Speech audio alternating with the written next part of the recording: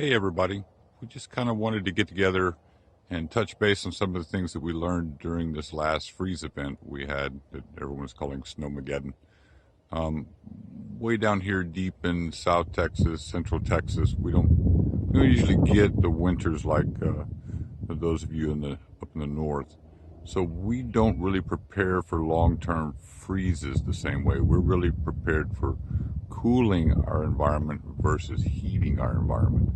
So we kind of wanted to talk about the things that we did do that were successful and some of the things that we didn't do that led to some strife and some turmoil. Nothing really critical for us. But so when it comes to livestock, we really focus on three things: wind, water, and temperature, right? The cows can handle any two of those three things, but they don't do very well and start losing body quality and start having trouble when they're hit with all three of those things. So we knew this event was going to be a little cooler than normal for a longer period of time. So we moved the cows to an area where I'm standing right now, and I'll turn around, and as you see behind me, we have tank dams here, and we have a row of trees here. And this is on the north side of our property, so it blocks the northwest, which is where most of our severe cold weather comes from. So we knew it was going to be a little rough, so we moved the cows down to this area, and then I covered the ground in hay. I just started unrolling hay bales so they would have something to eat here, and something to bed down in to stay warm. There's no wind that comes through here from the north or the northwest. So once that was done, we had a plan for that. We were really thinking about water, and we thought about moving the water down here. I have faucets right under those trees where that hay is. We've extended black polyline out there with hose bibs, so we can water all the way out here. But that's really not what we wanted to do. We wanted to make the cows get up and get water. So I wanted them to get up. I wanted them to move. I wanted them to have to walk. Even though it was cold, I wanted them to get some energy and keep moving. So we put the water all the way back up by the gates coming into this pasture, probably about 300 yards from here. And those water troughs, of course, froze. But one of the things that we did was we added electrolytes to the water. So it changes the freeze point of the water and actually turned into a slushy more than frozen solid for a while. Of all the troughs, I consistently put electrolytes in one trough. The other two I left as regular water. And the one with the electrolytes pretty much stayed a slushy until the water level dropped to about half the depth of the trough, and then it froze solid. And that was the next problem, or the first real critical problem that we had, was how do we get water to the livestock if everything freezes? How do we unfreeze those troughs, right? So we tried all kinds of things. We'd come break the ice off the top about twice a day, sometimes 3 times a day. We'd come break the surface and then pour water into it. But we had a critical failure at the water faucet that feeds, or the hose bib that feeds the south field, this field that we're in now. So we didn't have any water to this field, so we had to truck water out here from the house.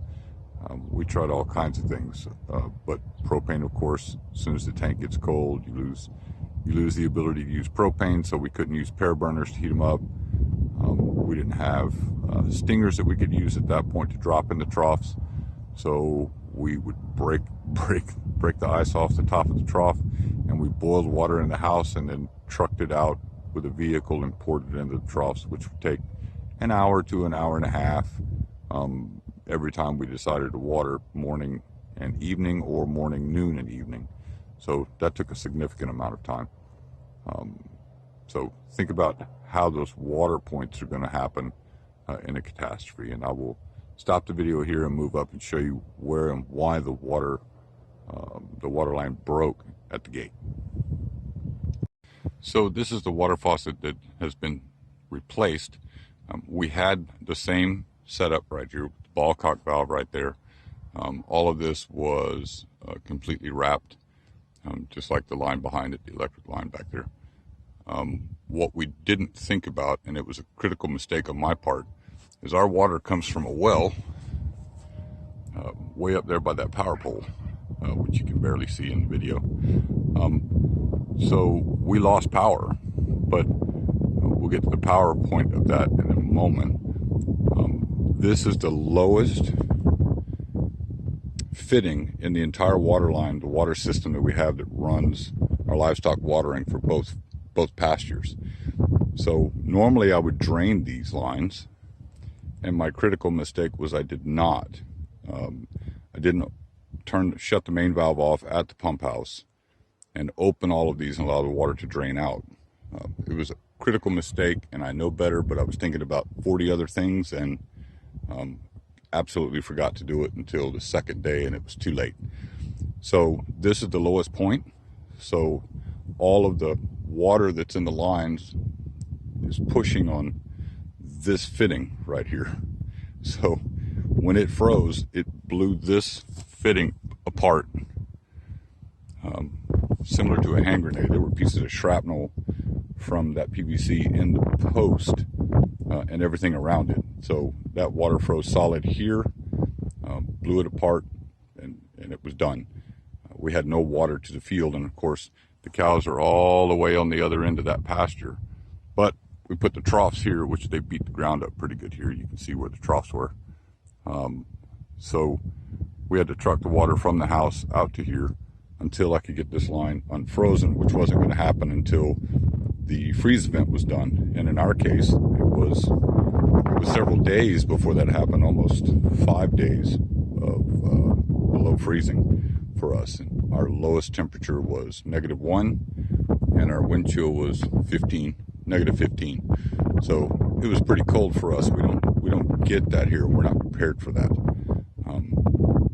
So remember those water lines, drain them if you can, and leave them open. Turn the water off, drain them, and leave the valves open so they don't freeze and blow your pipes apart.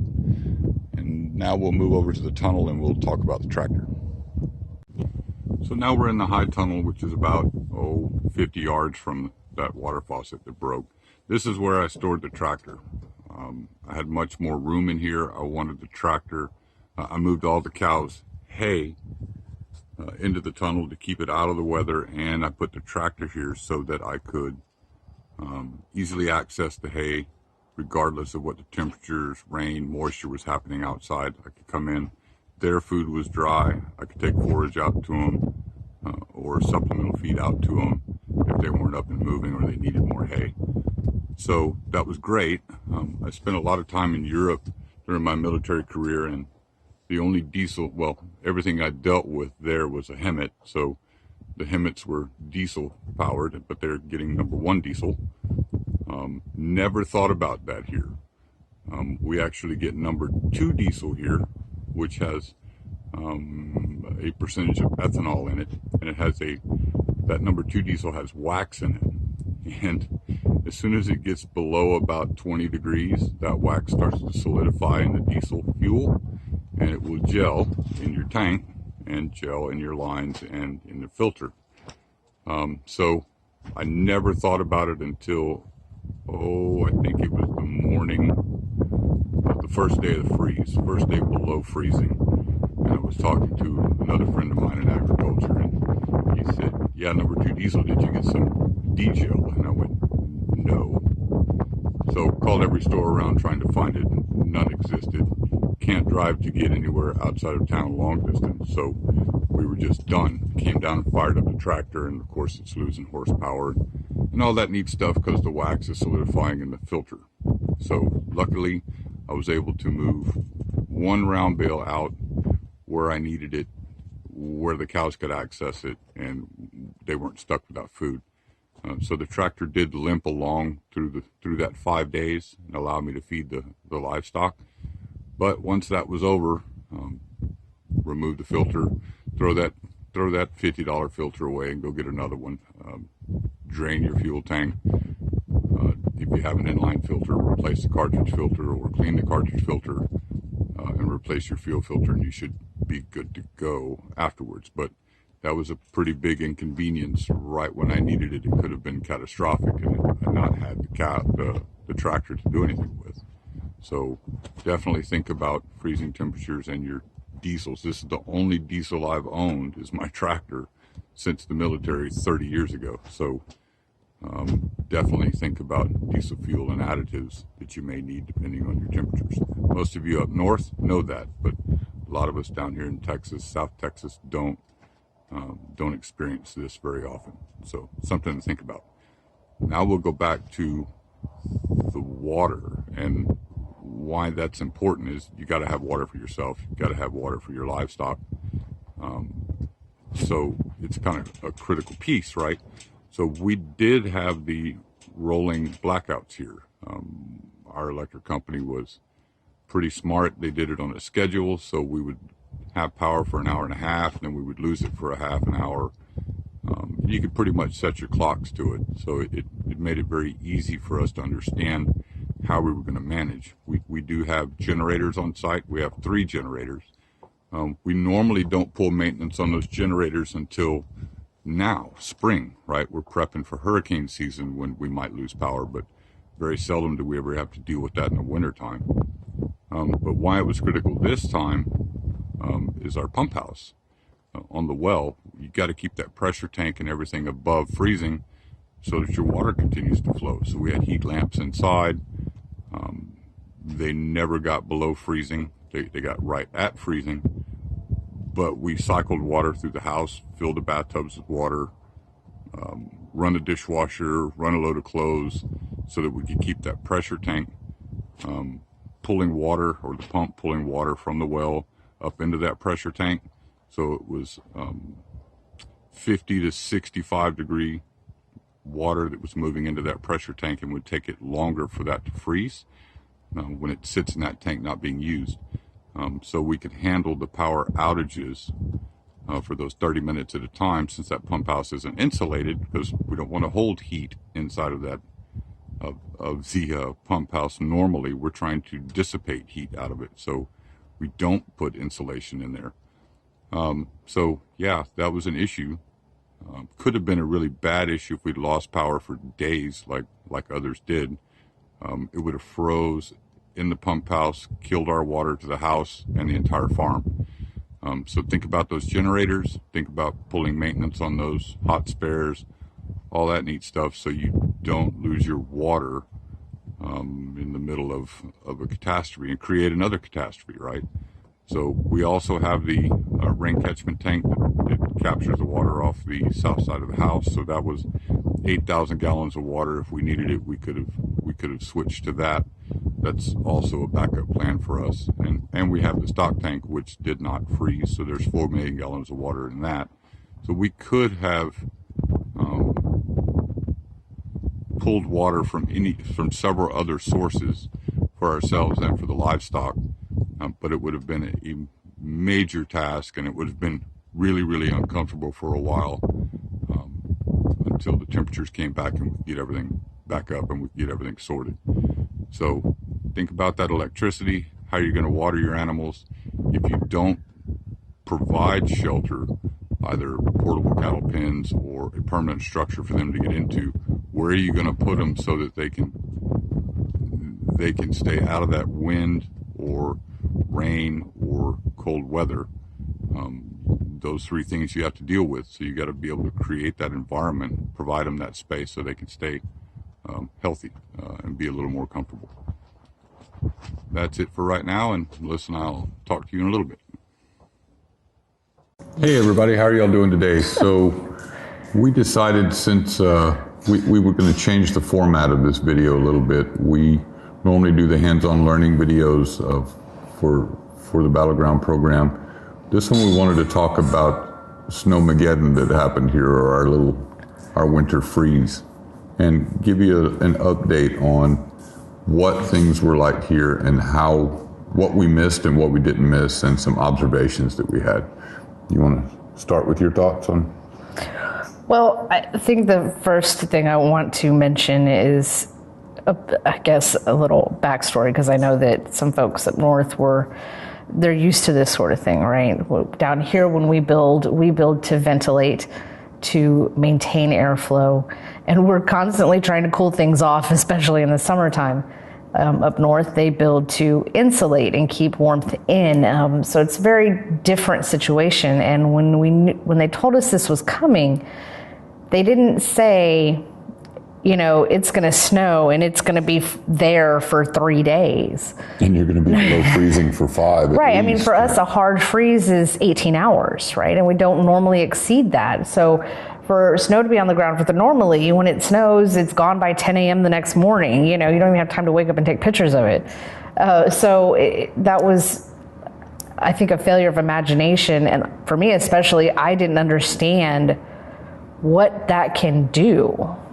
Because we did all the things that we normally do when we're preparing for a weather situation, right? We put water in the bathtubs, in case we lose power or we lose water, or the pump at the well house. We do what we would normally do for a hurricane. Right, exactly. Make sure generators are good, if you're going to need them, that sort of thing. And we did that. But we couldn't even comprehend what long-term cold like that was going to do. And so here, absolutely. Up north, they know. May not be so good at handling the heat, but they know how to handle the cold. Or a hurricane. Well, So I did want to mention this really cool thing that I found that I put it on my Amazon wish list, just so you know, for gift time. The bags that you can put in your bathtubs when you fill them with water, so that the water is potable water. Right, more potable. We would still boil it and stuff like that, but still, that's on my wish list, just so you know, just in case. Gotcha. But we did those things. We wrapped our pipes, all of them, and thought that we were good to go. The tractor, we fixed the fuel filter on it two days before it happened, replaced the fuel filter, and we thought, all right, we're set, we're good to go. This baby's running. We're going to be able to, get hay out to the cows and get water to them, and we're going to be fine. And I don't know, I know you're going to be planning on going into details specifically later on in the video, but I don't know if you want to talk about those things now a little bit, right? Because for the animals, it's cold, wind, and rain. That we try to protect them from, and we knew we didn't have a standing shelter. Yeah. We had moved all the poultry to where they were away, the tarps were against the wind, and kind of blocked them a little bit around so that we couldn't get snow in there. And of all the animals that we have on the farm, the poultry were the least problematic. Yes. I mean, the structures that we have were in the right place. We positioned those structures. Yes. We had to deal with water because yes, because they froze. We had the bell. In our layer tractor, we have a bell waterer, and the bucket that we put the water in to go to it didn't freeze. It never froze. However, because of the way the bell water works, is the water basically just trickles down the side as it needs to fill. So that froze, and the little line up to the bucket froze. So that was something I had expected the big bucket to freeze, but it never did. It actually was at the water itself that it did that. The only issue I think we had with the chickens, with the layers, was they got tired of being cooped up. And so they started pecking at each other's butts a little bit. So some of them have little bald butts, but most of them have little bald it'll butts. grow back, please. But the poultry weren't that much of an issue, really. Most of the issues were us, infrastructure issues. Livestock were fine. I mean, when we focused on the development of our farm early on, we had the land sloped. We dug a stock tank, so we put the dams and a brush line, a tree line, to block the wind and rain somewhat to keep the livestock a little more comfortable. Because those three things that Melissa mentioned, the temperature, rain, and wind, they can handle all three of those, but it can become problematic pretty quick. So Well, two of them, they're good. But two, if they're you've got good. But when three. you had all three, they're in trouble. And we had all three. Yes. Right? Oh my gosh. So we moved them into that corner, rolled out hay so they could, they had not only had something to forage, but they had something to lay in that was an insulator. And we blocked that wind off of them. So they were fine. I saw, I think I was shivering more than they were. And we had a 2-week-old bull calf. Yeah, brand new calf on the ground. And he was cold. I mean, nobody was happy. Nobody was thrilled, but Everybody was okay. they did fine. And when we put the water further down to force them to get up and move, we didn't plan for what happened at those troughs. Right. So, and I go into that in detail. And some ideas and stuff like that. And then, so I think really we were fortunate, truthfully, right? And I know some folks that have like pigs that weren't so fortunate, that's just a tough animal because, especially in the cold, because they're not real good at maintaining their body temperature, right? I believe if that's correct or not. Correct. Which is why they need mud in the summertime. Yes, to keep them cool.